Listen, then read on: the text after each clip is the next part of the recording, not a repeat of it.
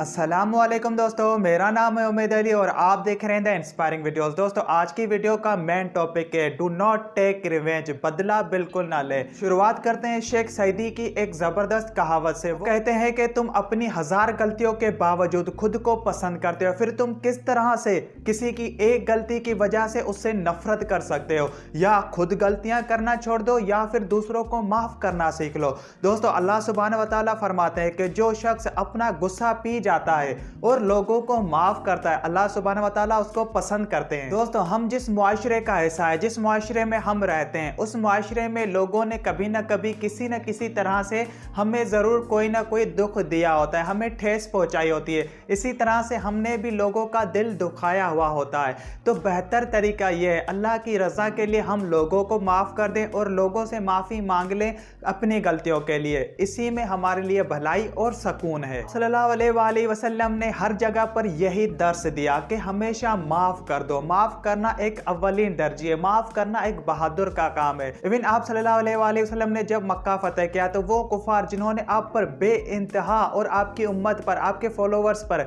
बेइंतहा तशद्दुद जुल्म किए थे, आपने उनको भी बिल्कुल माफ कर दिया। जबकि वो ये समझ रहे थे कि अब हम नहीं बचेंगे, लेकिन आप उनको भी माफ कर दिया। एक मशहूर मुहावरा है कि जिसने अपनी दुश्मन को माफ नहीं किया उसने अपनी जिंदगी से लुत्फ नहीं उठाया। तो ये गुस्सा, ये नफरत, ये नाराजगी इंसान को खा जाती है। जब हम अपने दुश्मन से नफरत करते हैं, जब हम उसे नापसंद करते हैं, तो हम उसके बारे में इनडायरेक्टली सोच रहे होते हैं, हम उसे अपने ऊपर गालिब होने का मौका देते हैं, हम उसकी वजह से डिस्टर्ब रहते हैं, हम उसकी वजह से परेशान होते हैं। और यही बात जब हमारे दुश्मन को पता चलती है कि हम उसकी वजह से बेचैन है, उसकी वजह से हमें सुकून करार नहीं है, तो वो और ज्यादा खुश होगा। तो दोस्तों, हम क्यों मौका दें अपने दुश्मन को खुश होने का? हम क्यों ना उसे माफ करके सुकून के साथ अपनी जिंदगी बसर करें और अपनी जिंदगी से लुत्फ अंदोज हों। दोस्तों, अगर आपको कहीं महसूस हो कि इस मसले में मेरी गलती नहीं थी, मैं उससे क्यों माफी मांगू, लेकिन फिर भी हमें उससे माफी मांग लेनी चाहिए। अगर हम उससे माफी मांगते हैं तो इसका यह मकसद नहीं है कि हम उससे छोटे हो जाएंगे। इसका मकसद यह है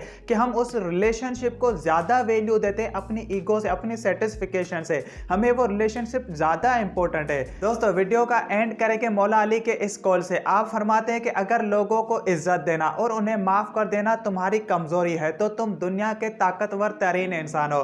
दोस्तों, ये थी आज की शॉर्ट वीडियो। अगर आपको ये वीडियो पसंद आई है तो जरूर लाइक करें, इस वीडियो को सब्सक्राइब करें हमारे चैनल को। तब तक के लिए मुझे दीजिए इजाजत।